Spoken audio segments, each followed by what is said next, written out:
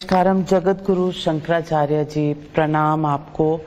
और ये मेरा सौभाग्य है कि आज मैं आपके सामने बैठ के आपसे धर्म के बारे में कुछ बात करने का मुझे मौका मिला है। अयोध्या में 500 साल बाद राम मंदिर बना, ध्वजारोहण हुआ, संपन्न हुआ कार्य, और ये कहा जाता है कि एक बरसों से चली आ रही जिज्ञासा पूरी हुई और लोगों के मन में ये था भी कि राम जी वापस आए।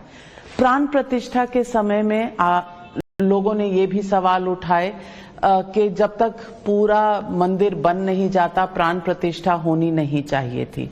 वो पिछले साल हुई, अब ध्वजारोहण इस साल में हो रहा है। आपको लगता है दोनों में कोई धर्म अधर्म की बात है? देखिए, अयोध्या में जब ये मंदिर नहीं बना था, अब का जो मंदिर है इसका निर्माण जब नहीं हुआ था, 500 सालों से जब ये आंदोलन, उसके लिए प्रयत्न चल रहा था, तब उस समय में भगवान कहाँ थे? श्री रामचंद्र जी अयोध्या में कहाँ थे उस समय में? टेंट में थे या नहीं? टेंट में थे। टेंट में भगवान थे। इसका निर्माण से पहले टेंट में भगवान थे। मतलब अयोध्या जो है वो ऐसा एक पुण्य क्षेत्र है जहां स्वयं भगवान रहने की इच्छा रखते हैं। भगवान अपनी इच्छा से वहां आकर विराजमान है। क्योंकि अगर हम रामायण में अगर हम देखेंगे तो उसमें क्या दिखता है? जब रावण से सभी लोग पीड़ित है, उस समय में सभी देवता लोग भगवान के पास जाते हैं और प्रार्थना करते हैं कि आप इसके लिए कुछ उपाय करें, कुछ करें, रावण का वध करें, ऐसा प्रार्थना करते हैं। उसी समय में महाराज दशरथ भी पुत्र प्राप्ति के लिए बहुत कुछ प्रयत्न करता रहता है, कुछ अनुष्ठान सब कुछ करता रहता है, प्रतीक्षा करता रहता है। यहां देवता लोग भी आप अयोध्या में जाकर अवतार करें ऐसा भगवान से प्रार्थना नहीं की थी। देवता लोगों ने सिर्फ इतना ही प्रार्थना की थी, आप रावण का वध करने के लिए कुछ करें, उतना ही प्रार्थना उन्होंने की थी। और दशरथ ने भी मुझे पुत्र चाहिए, बस इतना ही उसकी प्रार्थना थी। उसको ये प्रार्थना नहीं थी कि स्वयं भगवान ही मुझसे जन्म ले, ऐसे ही प्रार्थना उनके मन में नहीं थी। उनको पुत्र प्राप्ति होनी चाहिए, बस उतनी ही इच्छा थी। परंतु अयोध्या में अवतार करना और दशरथ महाराज के पुत्र के रूप में अवतार करना, ये जो संकल्प है ये भगवान का ही संकल्प है। इसीलिए अयोध्या में अवतार करने का संकल्प स्वयं भगवान का है। तो भगवान ने वहां अयोध्या में अवतार किया, इसीलिए वो भगवान अपनी इच्छा से वहां आए हैं। इसीलिए ये इतना पवित्र क्षेत्र है। बाकी कई जगहों में हम मंदिर बनाते हैं, जहां भी हम एक नया मंदिर बनाते हैं तब हम भगवान के आवाहन करते हैं। मंदिर का जो प्रतिष्ठा विधान, जो प्राण प्रतिष्ठा विधान जो होता है, उसमें आवाहन इत्यादि सब कुछ होते हैं, वो सब हम करते हैं। हमारी प्रार्थना से बाकी जगह में भगवान आते हैं। लेकिन अयोध्या जो है ये भगवान की इच्छा से वहां आए हैं। जैसा अभी काशी है, काशी में स्वयं महादेव की इच्छा से भगवान महादेव वहां रहते हैं। वहां हमने से किसी ने भी महादेव जी को आमंत्रित नहीं किया, स्वयं भगवान वहां आए हैं। इसलिए हमारे देश में ऐसे कुछ स्थान हैं जहां भगवान ही इस दुनिया की रक्षा के लिए, भक्तों का अनुग्रह के लिए स्वयं भगवान वहां आए हैं। ऐसे क्षेत्रों में से अयोध्या एक है। तो इसीलिए यहां अभी आप जब प्रश्न कर रही थी उस समय में आपने एक बात कही कि भगवान वापस आए हैं, लेकिन हम कहना चाहते हैं कि भगवान वापस नहीं आए, भगवान वही है। भगवान और कहीं नहीं गए हैं, भगवान वही है। लेकिन पहला एक मंदिर में एक मूर्ति के रूप में थे। जब मंदिर का ध्वस्त हो गया, मंदिर ध्वस्त हो गया था, उस समय में भगवान अरूप अमूर्ति के रूप में थे और जो रामलला मूर्ति जो टेंट में थे उसके स्वरूप में थे। अब फिर वापस जो मूर्ति है उसके स्वरूप में है। तो इसीलिए अयोध्या जो है ये भगवान का ही स्थल है। भगवान ही अपनी इच्छा से वहां रहना चाहते हैं। हमें ऐसा कहना है कि भगवान ही अपनी इच्छा से वहां रहते हैं। बाकी जब मंदिर होते हैं वहां ऐसा नहीं होता, हमारे आवाहना से भगवान वहां आते हैं। तो इसीलिए अयोध्या में भगवान सदैव रहते थे, हैं, अभी भी है।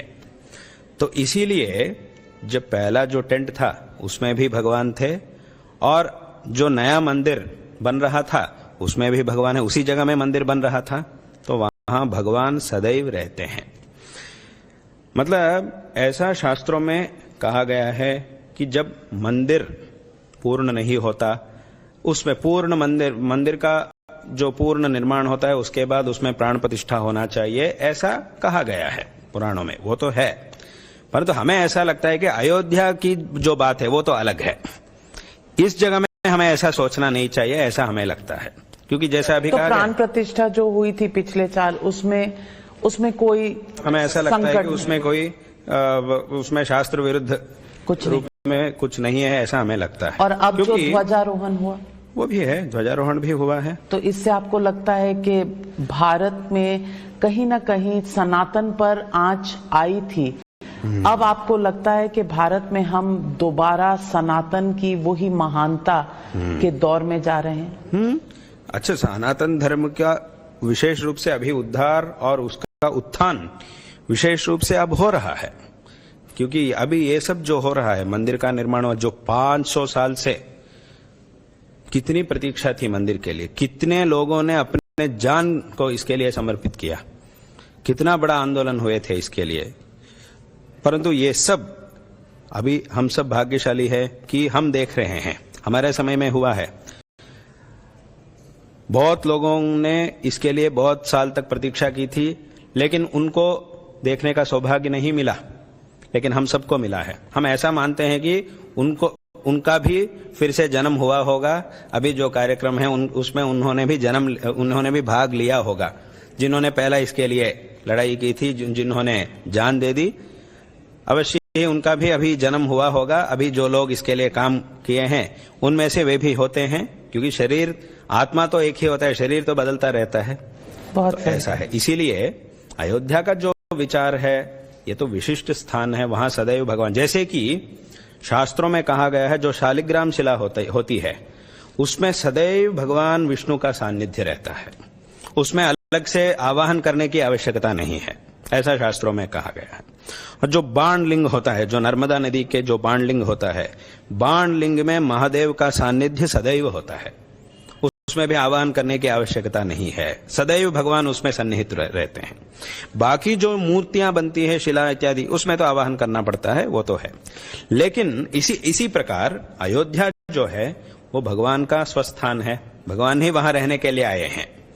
इसीलिए यहां ये अयोध्या क्षेत्र जो है वो बाकी सभी जगहों से ये अलग है। इसके लिए बाकी जगह में हम जैसा देखते हैं, जैसा सोचते हैं, ऐसा यहां सोचना नहीं चाहिए, ऐसा हमें लगता है। तो इसीलिए वहां भगवान सदैव है।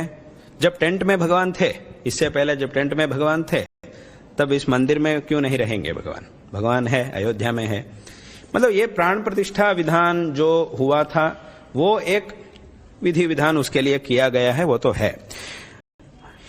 मतलब भगवान सदैव अयोध्या में रहते हैं, परंतु जब हमारे दुर्भाग्य से कुछ समय तक भगवान, लंबा समय तक भगवान टेंट में रहे थे, लेकिन अब हमारे सौभाग्य से भगवान मंदिर में है। लेकिन पुराना मंदिर जो था और उसके बाद जो टेंट है, अब नया मंदिर जो है, कुछ भी हो भगवान सदैव वहां रहते ही है। इसलिए भगवान का नित्य सान्निध्य का स्थल है। इसीलिए हमें ऐसा देखना चाहिए, अयोध्या के बारे में ऐसा देखना चाहिए। ऐसा इसे लेकर बाकी जगहों में जब हम मंदिर बनाते हैं वहां आधा बनाकर नहीं करना चाहिए, क्योंकि बाकी जगहों की बात अलग है, अयोध्या की बात अलग है। इसलिए हमें ऐसा देखना चाहिए इसको, ऐसा हमें लगता है। आज आपने कहा है तो बहुत लोगों के मन से ये बात समझ में आएगी। कुछ लोग ये भी सवाल उठाते हैं कि धर्म में और जो लोग पावर स्ट्रक्चर में रहते हैं, इनको अलग अलग रहना चाहिए। यानी कि प्राण प्रतिष्ठा या ध्वजारोहण क्या देश के प्रधानमंत्री को करना चाहिए? चाहिए या किसी धर्म गुरु को करना चाहिए, ये भी सवाल उठते हैं। आपका क्या? मैं यहाँ देश के जो नेता होते हैं, जो अधिकार में होते हैं, उनको धर्म और देश दोनों के बारे में भी सोचना चाहिए। ये उनका कर्तव्य है। जो अधिकार में है उनको ऐसा नहीं सोचना चाहिए कि मैं सिर्फ अधिकार के बारे में सोचूंगा, धर्म से मेरा कोई संबंध नहीं है, ऐसा नहीं सोचना चाहिए। धर्म से भी उनका संबंध होता ही है, धर्म से भी उनका अवश्य ही संबंध होता है। जब हम धर्म को छोड़ देते हैं तब देश की स्थिति ठीक से नहीं हो सकती है। जब हम देश को छोड़कर सिर्फ धर्म के बारे में सोचते हैं वो भी ठीक नहीं है। देश और धर्म दोनों की भी बहुत आवश्यकता है। जैसे कि दो आंखें हैं हमारी दो आंखें हैं, दोनों आंखों से जब हम कुछ पदार्थ को देखते हैं वो अच्छी तरह हमें दिखाई देता है। अगर एक आंख बंद करके देखते हैं तब भी दिखता है, परंतु ठीक से नहीं दिखता है। दोनों आंखों से भी जब हम देखते हैं तभी एक वस्तु हमें अच्छी तरह दिखाई देता है। तो भगवान ने हमें दो आंखें दी, परंतु दोनों आंखों को भी एक ही पदार्थ को देखने के लिए भगवान ने दी थी। अभी हमारे दो आंखें हैं तो इसीलिए मैं एक समय में इस तरफ देखूंगा, एक ही उसी समय में दूसरा पदार्थ को भी दूसरी दिशा में भी मैं देखूंगा, ऐसा हम नहीं कह सकते। ये संभव नहीं है हमारे लिए। आंखें तो दो है, परंतु दोनों से भी देखा जाए, जो वस्तु दिखता है वो एक ही है, एक ही वस्तु को देखा जाता है दोनों आंखों से भी। ये धर्म और देश जो है ये भी ऐसा है, दो आंखें जैसे हैं। जब हम दोनों को भी जोड़कर आगे जाते हैं तब हम भी हमारे देश में सभी लोग सुखी रह सकते हैं। इसीलिए ये बहुत बहुत आवश्यक है। जो अधिकार में होते हैं उनको भी इसकी आवश्यकता है। पर देश सेक्युलर है, उसमें धर्म निरपेक्ष देश है। वो सोच ही गलत है, वो सोच ही बिल्कुल गलत है। धर्म निरपेक्ष मतलब हम इतना कह सकते हैं कि देश में जो धर्म है, जितने भी पंथ है, सभी लोगों को एकता से रहना चाहिए, इतना हम कह सकते हैं। ये आवश्यक है। धर्म निरपेक्ष बनाना ये तो गलत है, ऐसा सोचना ये सोच है, यही गलत है। धर्म होना चाहिए, क्योंकि धर्म ही सभी, जैसा अभी हमने कहा, धर्म जो है इसी के द्वारा हम श्रेय प्राप्त कर सकते हैं। और धर्म जो है, जैसे कि अभी एक देश में कानून होना चाहिए, कानून के बिना देश नहीं चलता है, तो कानून की बहुत आवश्यकता है। ये जो धर्म जो है ये पूरा विश्व का कानून है। जैसा एक देश का एक कानून होता है, पूरे विश्व का धर्म एक कानून है। क्योंकि पूरे विश्व में किस व्यक्ति को कैसा रहना चाहिए, क्या करना है, क्या नहीं करना है, इसके बारे में धर्म में कहा गया है। तो इसीलिए हर एक व्यक्ति के लिए धर्म की आवश्यकता है। धर्म के साथ अगर ये जीवन करेगा तब, चाहे वो जानता है या नहीं जानता है वो अलग बात है। जैसे कि ये जो धर्म है ये अभी दुनिया का आधार है। जैसे कि अभी एक खंबा है, उसके ऊपर एक बहुत बड़ा इमारत है, भवन है, उसका आधार है ये खंबा। इस भवन का ये खंबा आधार है। ये जो बात है ये किसी की कल्पना नहीं है, ये वास्तु स्थिति है, वास्तविक स्थिति है। ये वास्तविक रूप में ये खंबा एक भवन का आधार है। ये कोई ऐसा आकर कहेगा कि, अगर कोई ऐसा आकर कहेगा मैं नहीं मानूंगा इस बात को, ये खंबा इस इमारत का आधार है, ऐसा मैं नहीं मानता हूं। अरे भाई तुम मानो या नहीं मानो, वास्तविक विचार तो है यही है कि अगर इसको हम हटा देंगे तो पूरा इमारत ही गिर जाएगी, नीचे गिर जाएगा। अयोध्या का संघर्ष एकदम मंजिल पर पहुंचा, अपने स्थान पर पहुंचा। काशी और मथुरा के बारे में आप क्या सोचते हैं? कानूनी रास्ता या फिर से कोई बातचीत के द्वारा कोई हल निकाला जा सकता? वो बातचीत मतलब बातचीत भी होनी चाहिए, और बातचीत से नहीं होगा, मतलब बातचीत तो होना ही चाहिए। अगर उस रास्ते से नहीं होगा तो कानून की व्यवस्था में जाना ही पड़ेगा, कानून के मार्ग से जाना ही पड़ेगा, क्योंकि उसमें संदेह नहीं है कि मतलब इस बात में किसी को भी संदेह नहीं है, वो मंदिर है, वहां मंदिर दिखाई दे रहा है। इतिहास को सभी लोग जानते हैं। अगर हम वहां जाएंगे, वहां जो मंदिर दिख रहा है उसमें स्पष्ट हमारे हिंदू धर्म के जो मंदिर होते हैं उसका जो निर्माण, जो आकार होता है, वो हमें वहां स्पष्ट दिख रहा है। अगर हम वहां जाके दूर से भी अगर हम देखेंगे, वो स्पष्ट दिखाई दे रहा है। तो उसके लिए बातचीत की आवश्यकता है, बातचीत से इसे ठीक करना चाहिए। अगर नहीं होगा तो कानून के व्यवस्था के अनुसार चलना ही पड़ेगा, लेकिन वो होना ही चाहिए, वो होना चाहिए। वो है मंदिर ही, वो है मंदिर, वो दिखता है, दिख रहा है, स्पष्ट रूप से दिख रहा है। मतलब कानून की जो व्यवस्था है, बातचीत होने के बाद जो निर्णय है वो तो अलग है। बातचीत में क्या निर्णय होगा, कैसा निर्णय होगा और उसके बाद कैसा हमें आगे जाना है, वो बात तो अलग है। और उसके बाद अगर नहीं हुआ तो कानून के व्यवस्था के द्वारा कैसा जाना चाहिए, वो तो अलग है। लेकिन जो प्रमाण आंखों के सामने दिख रहे हैं उसको हम कैसा इनकार कर सकते हैं। तो वो दिख रहे हैं हमारे शास्त्रों में तो उसके लिए प्रमाण तो बहुत कुछ है। तो मंदिर हमें दिखाई दे रहा है, लेकिन किसी संघर्ष ना होने से, मतलब किसी संघर्ष नहीं होना चाहिए, शांति के मार्ग से ये होना चाहिए। उसके लिए बातचीत, कानून व्यवस्था, ये सब बात तो मालूम है, पता चल, बात तो अच्छी तरह समझ में आ रही है। लेकिन अगर हम वहां जाके कुछ दबाव से कुछ करेंगे तो उसके द्वारा बहुत संघर्ष हो सकता है, तो उसके वजह से शांति जो है वो बिगड़ सकती है। इसीलिए उसके लिए जो ठीक मार्ग है उस मार्ग के अनुसार हमें जाना चाहिए। शांति, जैसे कि आप जानती होगी कि महाभारत में जो कुरुक्षेत्र युद्ध हुआ था, उससे पहले शांति के लिए कितना प्रयत्न किए गए हैं।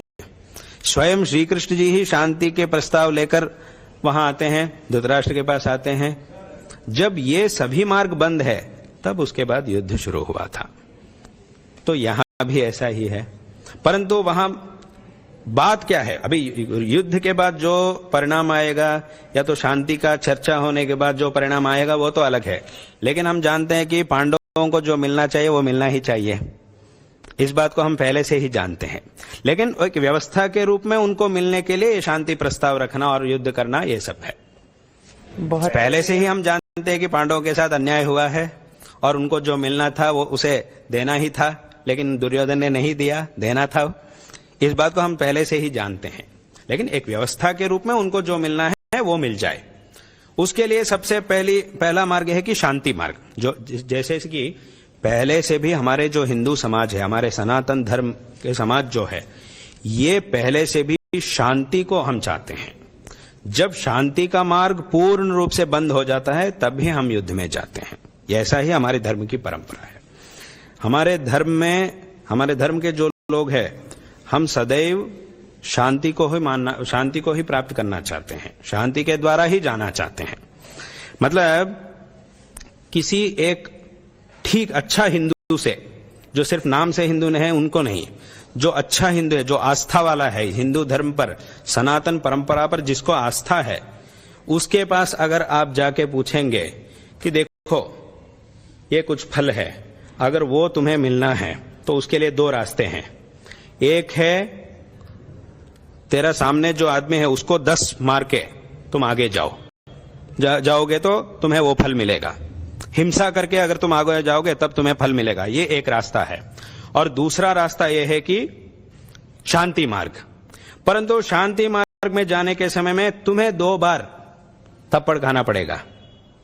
तुम किस रास्ते में जाओगे? अगर ऐसा पूछेगा तब कोई भी सनातनी क्या कहेगा? अच्छी सनातनी ऐसा ही कहेगा कि ठीक है, अगर मेरे ऊपर 2 बार भी प्रहार हो जाए मैं शांति के मार्ग से ही जाऊंगा।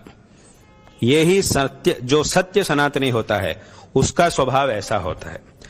ठीक है, अगर मुझे शांति के मार्ग से अगर मुझे फल मिलेगा तो 2 बार मैं प्रहार को सहने के लिए तैयार हूं। लेकिन अगर ऐसा एक मार्ग जब है मेरे सामने तब मैं दूसरों को मार के मैं आगे नहीं जाऊंगा। ये सनातन, जो सत्य सनातनी होता है उसका स्वभाव ऐसा होता है। क्योंकि शांति का मार्ग है, जब शांति का मार्ग ही नहीं है तब वो ठीक है, अगर मुझे ऐसा ही जाना पड़ा तो मैं ऐसा जाऊंगा, ऐसा सोचते हैं। जब सामने दोनों भी मार्ग होते हैं, हिंसा का मार्ग भी है और शांति का मार्ग भी है, और परंतु शांति के मार्ग में ये छोटी सी एक दिक्कत है, तुम्हें 2 बार प्रहार लेना पड़ेगा, तब हम क्या कहते हैं, यही परंपरा है। ठीक है, अगर 2 बार प्रहार भी हो जाए तो हम शांति के मार्ग में ही जाएंगे, क्योंकि हम शांति कामुक हैं, हमें शांति चाहिए, शांति के मार्ग से हमें जाएंगे। बिल्कुल, और इसीलिए ये हमारी आस्था है, हमारा धर्म है, तो ये होना चाहिए। उसके भी समय आएगा। और इसके साथ साथ हमारे मन में और एक बात है, जैसा अभी आपने मथुरा और काशी के बारे में आपने कहा, लेकिन उसके साथ और एक बात भी है, जो कश्मीर में जो शारदा पीठ है, शारदा सर्वज्ञ पीठ है, अभी वो पीओके के अंदर है। कश्मीर जो है वो शारदांबा का स्थान है, शायद आप जानते होंगे कि नमस्ते शारदा देवी काश्मीर पुरवासिनी, ऐसा हम कहते हैं। परंतु उस समय में दुर्भाग्य से वो जगह जहां शारदांबा का मंदिर है, मूल स्थान है, जहां आदिगुरु शंकराचार्य जी ने जाकर सर्वज्ञ पीठ का अधिरोहण किया, वो मंदिर अभी विध्वस्त हो चुका है, उसका थोड़ा सा अवशेष वहां है, वो पीओके के अंदर है। तो भाई आने वाले समय में वो भी होना चाहिए, वहां भी शारदांबा का मंदिर फिर से बनना चाहिए, जो पहला इतिहास में जैसा था ऐसा बनना चाहिए। उसकी भी आशा हमारे मन में है, उसके लिए भी प्रयत्न हो रहा है। शांति से ही प्रयत्न हो रहे हैं, शांति से अब उसका प्रयत्न हो रहे हैं। जैसा मथुरा, अयोध्या, काशी, ये सब जैसा है, वो कश्मीर का सर्वज्ञ पीठ भी ऐसा है, क्योंकि शारदांबा का स्थान है, शक्तिपीठ है, उसके द्वारा ही हमें ज्ञान मिलता है, ज्ञान देने वाली देवता है शारदांबा। तो हमारा आस्था वहां है। एक जमाना में ऐसा था, बहुत लोग वहां यात्रा में भी जाते थे, लेकिन उसके बाद इन दिक्कतों में वो बंद हो गया, अभी वो यात्रा भी बंद हो चुकी है। फिर से उसका प्रारंभ वो भी होना चाहिए। उसके लिए भी प्रयत्न, कुछ कठिनाई तो है, लेकिन वो भी होना चाहिए। बहुत आपने सही कहा, क्योंकि सनातन और शांति का बहुत गहरा संबंध है। हमें धर्म को तो फॉलो करना है, लेकिन शांतिपूर्वक फॉलो करना है। ये आपने बहुत सही बात बताई। जगत गुरु शंकराचार्य जी हमसे बात करने के लिए और अपने विचार व्यक्त करने के लिए आपका बहुत बहुत धन्यवाद और आभार। आपसे बस आशीर्वाद की। हम आशीर्वाद करते हैं, आपको आशीर्वाद करते हैं, और आपको और आपके साथ जो इस काम में आपके साथ जुड़े हुए हैं सभी लोगों को हम आशीर्वाद करते हैं कि आप एक ऐसा स्थान में है कि जो सच्चाई है उसे लोगों तक पहुंचाती है। आप ऐसे स्थान में आप काम करें, ये देश के लिए बहुत आवश्यक है। जो सच्ची बात है उसको लोगों तक पहुंचाना चाहिए। ये माध्यम जो है, प्रचार माध्यम जो है, इसके द्वारा अच्छे अच्छे काम होना चाहिए। इसके लिए हम आपको आशीर्वाद करते हैं कि देवी की कृपा से, हमारे परम पूज्य गुरुदेव की कृपा से ये काम अच्छी तरह हो और आपको सभी से प्राप्त हो, ऐसा हम आशीर्वाद देते हैं। बहुत बहुत धन्यवाद।